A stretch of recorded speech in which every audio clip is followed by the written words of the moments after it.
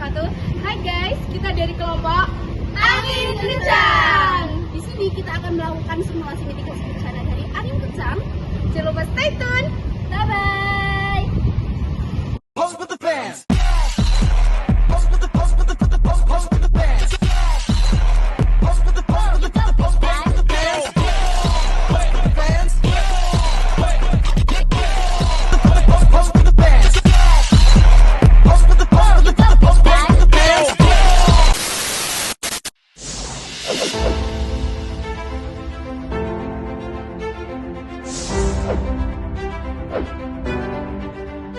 Angin puting beliung adalah angin kencang dengan kecepatan 120 km per jam. Angin puting beliung ditandai dengan gumpalan awan gelap, besar dan tinggi, lalu petir dan gemuruh terlihat dari kejauhan. Amankan barang-barang ke tempat yang aman dari hempasan angin kencang. Segera masuk ke dalam rumah atau bangunan yang kokoh. Tutup jendela dan kunci. Matikan semua peralatan elektronik. Jika terasa petir akan menyambar, hindari jendela kaca yang mungkin pecah karena benda yang dihempas angin kencang. Hindari pohon-pohon tumbang, papan reklame, tiang listrik, dan sebagainya. Terdapat 3 aspek penting dalam mitigasi bencana angin kencang. Yang pertama, analisis bencana dan kondisi geografis suatu cuaca. Angin kencang terjadi akibat peralihan musim dari musim panas menuju ke musim penghujan. Angin kencang terjadi diawali dengan hujan lebat yang turun secara tiba-tiba.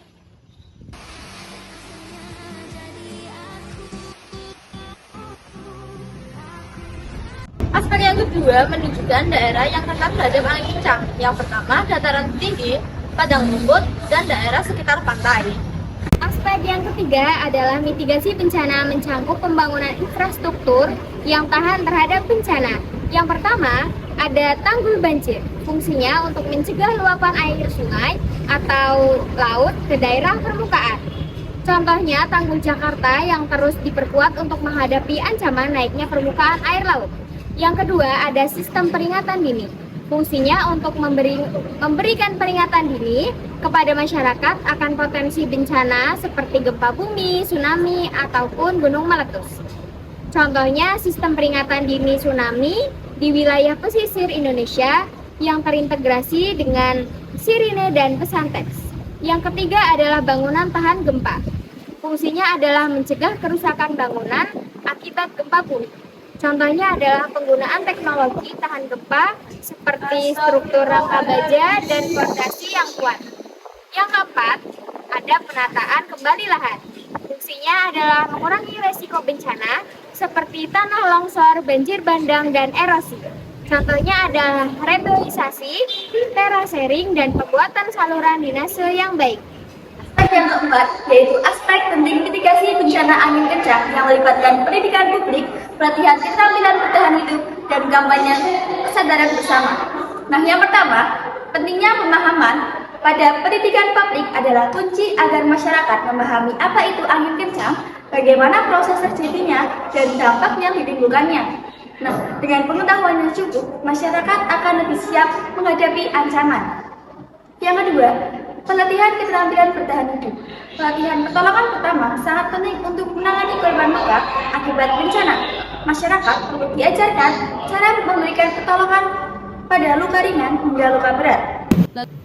Aspek yang kelima yaitu penetapan peraturan dan kebijakan yang mempromosikan pembangunan yang aman dari segi bencana.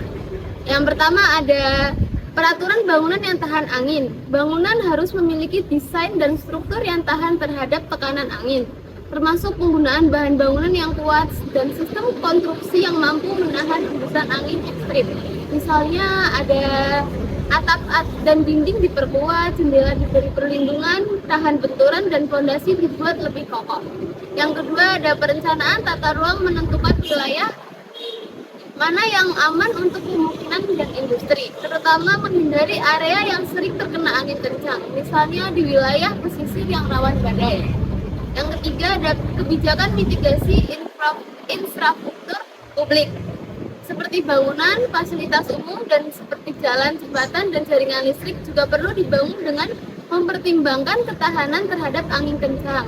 Misalnya, jaringan listrik bisa dirancang untuk meminimalisir resiko putus akibat angin dengan menggunakan kabel di bawah tanah yang di area tertentu, ditanamnya di bawah tanah. Yang terakhir untuk penghijauan dan barikade alam, kebijakan tata ruang yang juga bisa mendukung penanaman pohon atau vegetarisasi yang dapat menjadi barikade aman untuk mengurangi kecepatan angin. Vegetarisasi ini selain dapat menahan angin, juga membantu mencegah erosi tanah yang sering terjadi akibat angin kencang. Penanaman dan pemulihan ekosistem alam dapat membantu mengurangi risiko bencana seperti banjir, tanah longsor, angin kencang, serta kekeringan. Mitigasi bencana menjadi upaya untuk melestarikan hutan, rawa, dan lahan basah lainnya yang dapat menyebabkan terjadinya bencana alam. Selanjutnya ada aspek ketujuh, yaitu mitigasi bencana angin kencang yang sesuai dengan prinsip pembangunan berkelanjutan.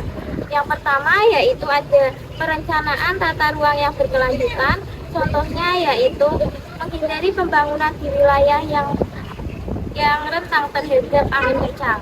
Contohnya di daerah terbuka. Yang kedua yaitu pengelolaan sumber daya alam yang berkelanjutan. Contohnya dengan melakukan reboisasi dan penghijauan.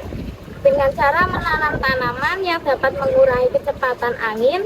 Contohnya menanam pohon dengan akar yang panjang ke bawah sehingga dapat meredam gaya angin.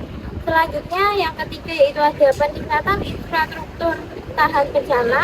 Contohnya seperti menerapkan desain bangunan yang tahan terhadap angin, seperti penggunaan material yang kokoh, serta menghindari pembangunan di dekat pohon yang rawan terhadap tumbang. Lalu bagaimana cara mengevakuasi jika terjadi adanya angin kencang? Yang pertama, pemantauan cuaca. Yang kedua, pengaturan cuaca buruk. Yang ketiga, apabila di bawah pohon, segeralah lari ke tempat yang lapang. Yang keempat, apabila sedang di perjalanan naik kendaraan, maka turun dari kendaraan dan menuju ke tempat yang lapang. Yang kelima, apabila di dalam ruangan, pintu dan jendela harus tertutup rapat.